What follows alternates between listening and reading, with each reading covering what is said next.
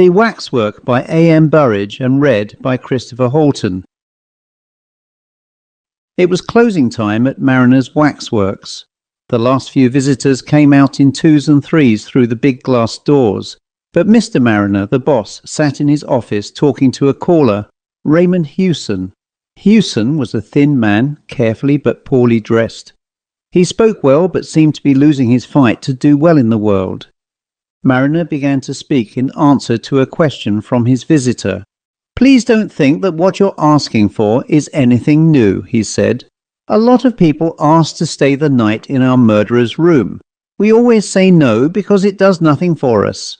But you are a writer. Now that's quite different. We like people to read about us. It helps to bring in more visitors and more money." "That's just what I thought," said Hewson. "I knew that you wanted my help." Marriner laughed. "Oh, I know what you're going to say next. Somebody told me that Madame Tussauds gives people £100 to stay the night in their murderer's room. But you mustn't think that we're as rich as they are. Tell me, what newspaper do you work for, Mr. Hewson?"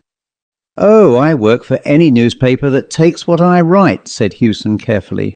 "I know that I can easily sell this story. The Morning Times takes anything to do with murderers. Just think, a night with Marriner's murderers. Every newspaper is going to want that." Marriner thought for a minute. "Very well, Mr. Hewson, let's say this. If your story comes out in the Morning Times, there's £5 waiting for you here the next day. But please understand, it's not easy what you want to do. I know all about our waxworks, you see. I walk past them hundreds of times every day. But spend a night down there with all those figures? No, thank you." "Why not?" asked Hewson. "It's difficult to say. I don't like the idea, that's all. You're not going to have an easy night, you know." Hewson knew that only too well, but he smiled, not wanting to show his feelings. He remembered his wife and family. He must work hard because of them. They had not got much money left this month. He must not lose this lucky opening. That newspaper was going to pay him well for this story. And then there was the £5 from Marriner too. Perhaps if he wrote a good story, the newspaper had more work to give him. But he must do this story well first. "Murderers often have a hard time, but we writers have our difficulties too," he said, laughing. "Your murderer's room is no hotel bedroom, but I don't think your waxworks are going to make me too unhappy." "You don't feel afraid then?" "Oh no," laughed Hewson. Mr. Marriner smiled and stood up. "Right," he said. "The last people are all out now. Wait a minute, I want to tell the man down there not to put the covers on the waxworks, and to tell our night people that you're going to be down below. Then I can show you around." He picked up a telephone and spoke into it. Then he said, "There's just one thing I must ask. There was some talk of a fire down in the murderer's room earlier this evening. I don't know who said there was a fire, but it seems it was a mistake. So please don't smoke. Now if you're ready, let's make a move." Hewson followed Marriner through 5 or 6 rooms where his men were at work covering up the kings of England and other famous people. Marriner spoke to one of the men, asking him to bring an armchair to the murderer's room. "I'm sorry, but that's the best we can do," he said. "Perhaps if you sit in the chair, you can get some sleep." He took the writer down to the murderer's room. It was a big room without much light. Hewson thought of a church. You felt you had to speak very quietly in here. But this was not a good place. It was a place for remembering wrongdoers, murderers, and the bad things that made them famous.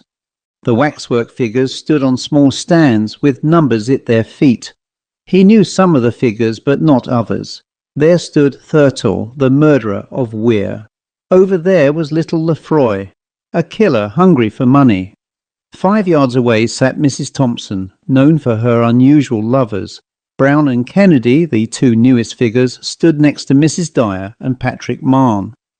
Marriner showed Hewson the more interesting murderers one by one. "That's Crippen, as you perhaps know, a weak little man, not very interesting to look at. There's old Vacchia. You can tell him by all that hair on his face. And this is—" "Yes, who's that?" asked Hewson quietly.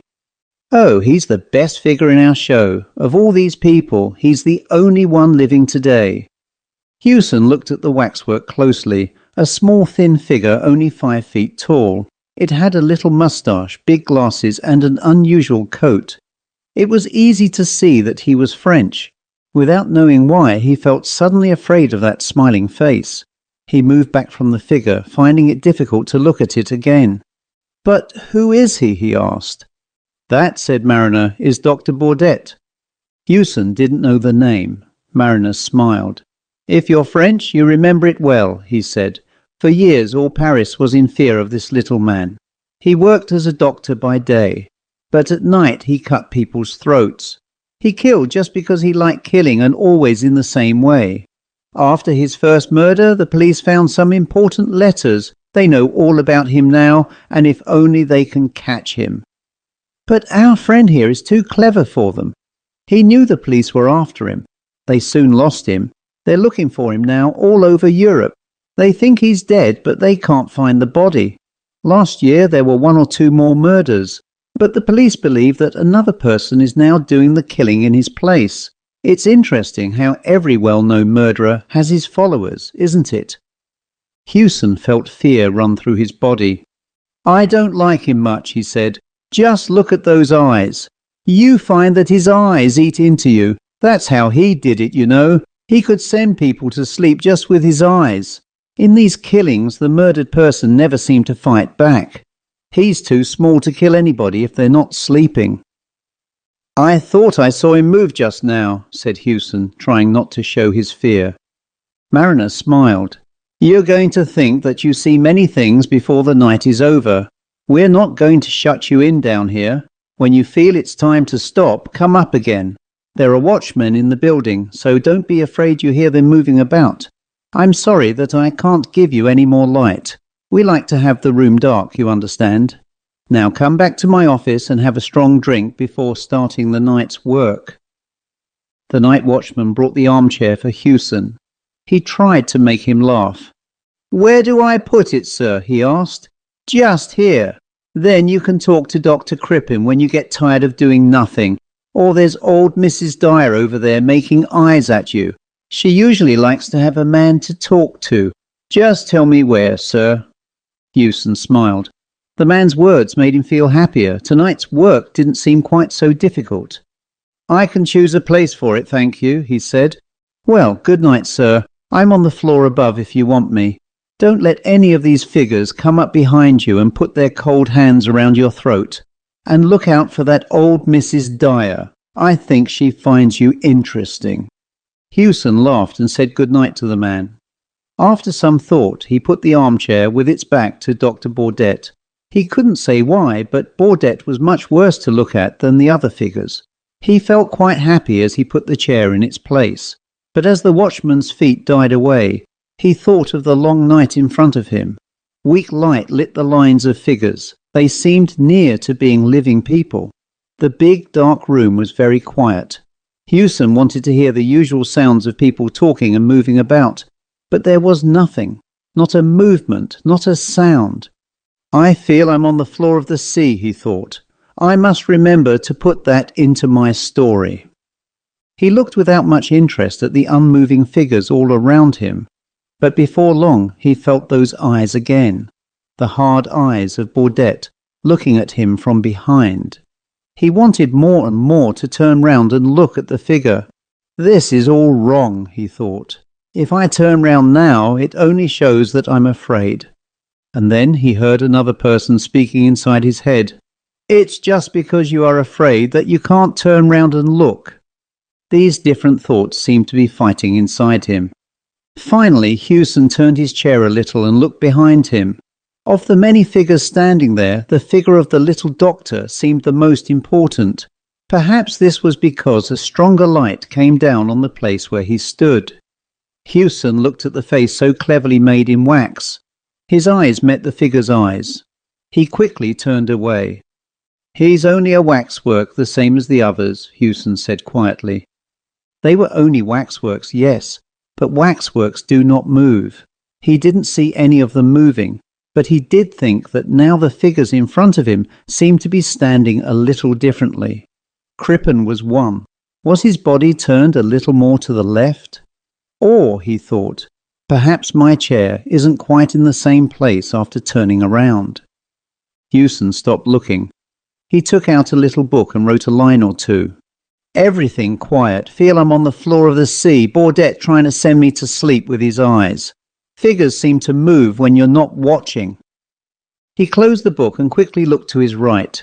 He saw only the weak wax face of Lefroy looking back at him with sorry smile. It was just his fears. Or was it? Didn't Crippen move again as he looked away? He just waited for you to take your eyes off him, then made his move. That's what they all do. I know it, he thought. It's too much. He started to get up from his chair. He must leave immediately. He couldn't stay one night with a lot of murderers moving about when he wasn't looking.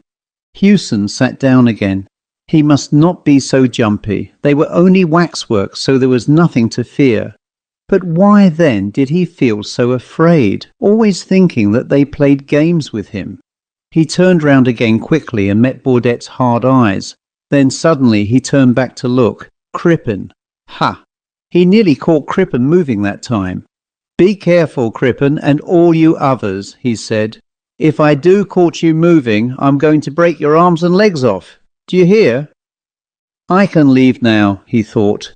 I've got a lot to write about. A good story. 10 good stories. The Morning Times isn't going to know how long I stayed here.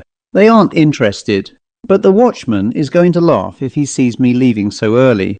And then there's the money from Marriner. I don't want to lose that. But this was too hard.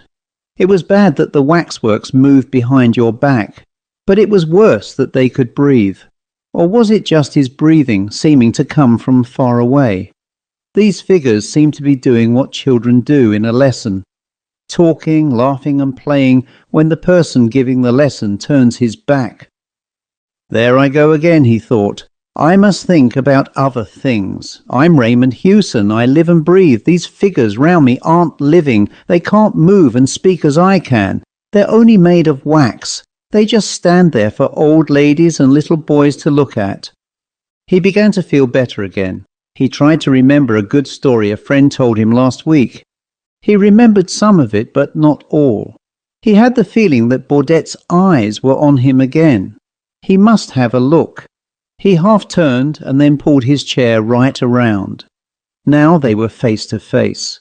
As he spoke, his words seemed to fly back at him from the darkest corners of the room. "You moved, you little animal!" he screamed. "Yes, you did. I saw you." Then he sat, looking in front of him, not moving, cold with fear. Dr. Bourdette moved his little body slowly and carefully. He got down from his stand and sat right in front of Hewson. Then he smiled and said in good English, "Good evening. I did not know that I was going to have a friend here tonight. Then I heard you and Marriner talking. You cannot move or speak now until I tell you, but you can hear me quite easily, I know. Something tells me that you are, let's say, a little afraid of me. Make no mistake, sir. I am not one of these poor dead figures suddenly turned into a living thing. Oh no, I am Dr. Bourdette in person." He stopped and moved his legs. "I'm sorry, but my arms and legs are quite tired. I don't want to take up your time with my uninteresting story. I can say that some unusual happenings brought me to England. I was near this building this evening when I saw a policeman looking at me too closely. I thought perhaps he wanted to ask some difficult questions, so I quickly came in here with all the other visitors. Then I had a very good idea. I told somebody that I saw smoke. Everybody ran out into the street thinking there was a fire. I stayed here. I undressed that figure of me, put on its coat and quickly put the figure at the back of the room where nobody could see it. Then I took its place here on the stand. I must say that I had a very tiring evening, but luckily the people didn't watch me all the time. I could breathe sometimes. I moved my arms and legs a little. What Marriner said about me was not very nice, you know. But he was right about one thing. I am not dead. It's important that the world thinks I am. What he said about my doings is mostly right too. Most people, you know, collect something or other. Some collect books, some collect money, others collect pictures or train tickets. And me? I collect throats. He stopped talking for a minute and looked at Hewson's throat carefully. He did not seem to think it was a very good one. "I'm happy you came tonight," he went on. "You mustn't think that I don't want you here. It was difficult for me to do any interesting collecting over the last few months, so now I'm happy to go back to my usual work. I'm sorry to see that your throat is a little thin, sir. Perhaps that is not a nice thing to say, but I like men with big throats best, big, thick, red throats." He took something from his coat, looked at it closely, ran it across his wet finger. Then he moved it slowly up and down over his open hand. "This is a little French razor," he said quietly. "Perhaps you know them. They do not cut very far into the throat, but they cut very cleanly, I find. In just a minute I'm going to show you how well they cut. But first I must ask the question that I always ask. Is the razor to your liking, sir?" He stood up, small and very dangerous. He walked over to Hewson as slowly and quietly as a cat going after a bird. "Please be so good as to put your head back a little, thank you. And now a little more, just a little more. Ah, thank you, that's right, monsieur. Thank you, thank you." At one end of the room is a small window. In the daytime it gives a weak light. After the sun comes up, this new light makes the room seem sadder and dirtier than before. The waxwork figures stand in their places with unseeing eyes. Soon the visitors are going to arrive. They are going to walk round looking at this figure or that. But today, in the centre of the room, Hewson sits with his head far back in his armchair. His face is up, ready for the razor. There is no cut on his throat or anywhere on his body. But he is cold, dead, and Dr. Bourdette watches the dead man from his stand, without any show of feeling. He does not move. He cannot move, but then he is only a waxwork. The end.